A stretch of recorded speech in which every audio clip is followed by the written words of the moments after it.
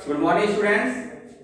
जैसा कि मैंने आपको साइंस वाले वीडियो में पहले वीडियो में मैंने साइंस की डिफिनेशन, भौतिक विज्ञान की डिफिनेशन, रसायन विज्ञान की डिफिनेशन और जीव विज्ञान की डिफिनेशन इसके बारे में हमने आपको बताया था।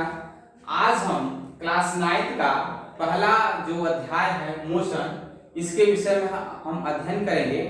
इसके विषय में आज हम पढ़ेंगे। जैसा कि आप देख रहे हैं कि विरामावस्था की डिफिनेशन क्या होगी, इसको ध्यान से देखेंगे। ब्लैक बोर्ड पर हमने लिखा है कि यदि किसी वस्तु की स्थिति में समय के साथ कोई परिवर्तन नहीं होता है तो वह वस्तु विरामावस्था में कहलाती है। एक बार ध्यान से देखेंगे, यदि किसी वस्तु की स्थिति में समय के साथ यानी टाइम के साथ कोई परिवर्तन नहीं रहता, यदि वस्तु जहां है वहीं रहेगी, उसकी स्थिति में कोई परिवर्तन नहीं रहेगी, तब हम कहेंगे कि वो वस्तु क्या है, विरामावस्था में है। आगे चलते उदाहरण में आप जैसे कोई मेज पर रखी हुई किताब है, आपका किस अवस्था में है? यदि मेज पर की किताब रखी हुई तो विरामावस्था में है। क्यों विरामावस्था में है? क्योंकि उसमें गति नहीं है। जब तक आप बल उस पर आरोपित नहीं करेंगे तब तक उसमें क्या होगा, गति नहीं होगा। इसलिए वस्तु क्या है, जो मेज पर रखी गई किताब वो क्या है, विरामावस्था में है।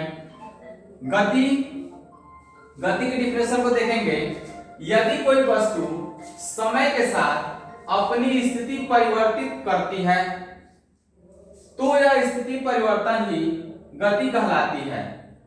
एक बार और ध्यान से देखेंगे, यदि कोई वस्तु समय के साथ अपनी स्थिति परिवर्तित करती है तो इस प्रकार का जो परिवर्तन होता है, इस प्रकार की जो क्रियाएं होती हैं, उसे हम क्या कहते हैं, गति कहते हैं। जैसे फॉर एग्जाम्पल में आप देखते होंगे सड़क पर चलती हुई गाड़ियां, किसका एग्जाम्पल है, गति का एग्जाम्पल है। आगे हम पढ़ेंगे गति कितने प्रकार की होती है। तो क्लास 9 में हम पढ़ेंगे कि गति 3 प्रकार की होती है। गति 3 प्रकार से होती है।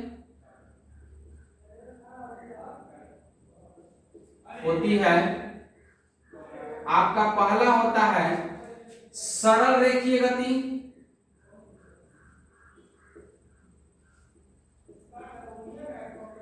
दूसरा आपका होता है वृत्तीय गति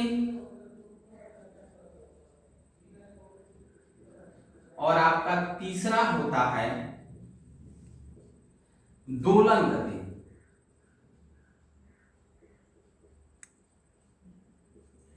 जैसा कि आप ब्लैक बोर्ड को देख रहे हैं, गति 3 प्रकार की होती है जो कि क्लास 9 में आपको पढ़ना है। पहला होता है सरल रेखीय गति।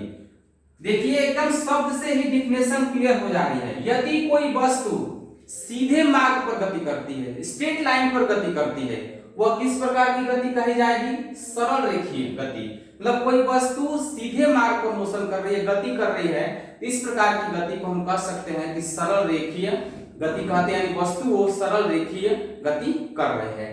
दूसरा पॉइंट देखेंगे आपका है वृत्तीय गति। जैसा कि वृत्तीय गति यानी कोई वस्तु वृत्ताकार मार्ग पर, जैसा कि आप देखते होंगे, यदि कोई वस्तु किसी वृत्ताकार मार्ग पर गति कर रही है, इस प्रकार की गति को हम वृत्तीय गति कहते हैं। एग्जाम्पल देखेंगे, एग्जाम्पल में हम देख सकते हैं, जैसे आप देखे होंगे लड्डू की जो गति होती है क्या करता है, वृत्तीय गति करता है, गोल गोल घूमता है। या फिर उसके बाद हम देखेंगे दोलन गति। दोलन गति क्या होती है, तो दोलन गति की डिफिनेशन देखेंगे कि यदि कोई वस्तु है और किसी केंद्र पर है, किसी वस्तु को केंद्र पर मानकर और क्या करता है, वो दाएं इधर और उधर मतलब आगे और पीछे जो गति करता है वो किस प्रकार की गति होती है, दोलन गति होती है। जैसे घड़ी का पेंडुलम देखे हैं, फॉर एग्जांपल में देखेंगे घड़ी का पेंडुलम, जो आप पेंडुलम देखे हैं, जैसे आपका सेंटर आपका पॉइंट है और पेंडुलम आपका घड़ी से नीचे की तरफ लटका रहता है और क्या करता है, वो बार बार ऐसे गति करता रहता है, इस प्रकार की गति करता रहता है, वो बार बार अपने पथ पर दोहराता रहता है।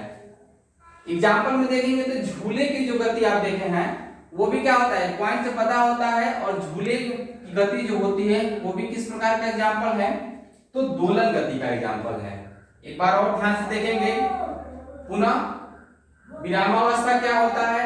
तो विरामावस्था की डिफिनेशन देखेंगे कि यदि कोई वस्तु क्या उसकी स्थिति में कोई परिवर्तन नहीं होता है तो किस में आता है, विरामावस्था में आता है। उसके बाद हम देखेंगे गति की डिफिनेशन क्या है। यदि कोई वस्तु समय के साथ अपनी स्थिति को परिवर्तित करती है तो इस प्रकार की गति को क्या कहते हैं, गति इसको कहा जाता है। और गति को हम तीन भागों में विभक्त किए गए हैं। पहला आपका है सरल रेखीय गति, दूसरा है वृत्तीय गति और तीसरा है आपका दोलन गति। रेखीय गति की डिफिनेशन हमने बताया कि यदि कोई वस्तु सीधे मार्ग पर मोशन करती है, गति करती है, तो इस प्रकार की गति को हम सरल रेखीय गति कहते हैं। एग्जांपल हमने बताया, सड़क पर सीधे सड़क पर चलती हुई कोई गाड़ी है, मोटरसाइकिल है। दूसरा हमने बताया वृत्तीय गति। तो वृत्तीय गति क्या होती है कि क्या होता है इसमें कि कोई वस्तु किसी वृत्ताकार पथ पर गति करती है, उसे हम वृत्तीय गति कहते हैं। और तीसरा आपका पॉइंट है दोलन गति।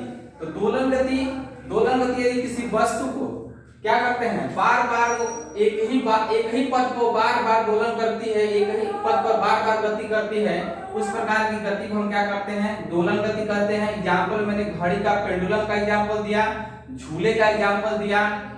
अब हम आपको बताएंगे कि गति के इक्वेशन, गति के समीकरण क्या होते हैं, इस पर थोड़ा सा हम आपको फोकस करेंगे कि गति के कितने इक्वेशन होते हैं। तो आप जहां तक हमको पता है कि गति के 3 इक्वेशन होते हैं, तीनों इक्वेशन को हम ब्लैक बोर्ड पर लिख रहे हैं, थोड़ा ध्यान दीजिएगा आप लोग। गति के इक्वेशन होता है, पहला इक्वेशन होता है पहला इक्वेशन होता है आपका v u प्लस at, आपका प्रथम इक्वेशन हो गया। और द्वितीय इक्वेशन होता है s ut प्लस 1/2 at²। और तीसरा आपका होता है v square u square plus 2as। गति के जो तीनों इक्वेशन होते हैं ये गति के समीकरण। तो गति के कितने समीकरण हो गए, 3 समीकरण हो गए। पहला होता है v u प्लस at, दूसरा होता है s ut प्लस 1/2 at²। और तीसरा होता है v square u square plus 2as।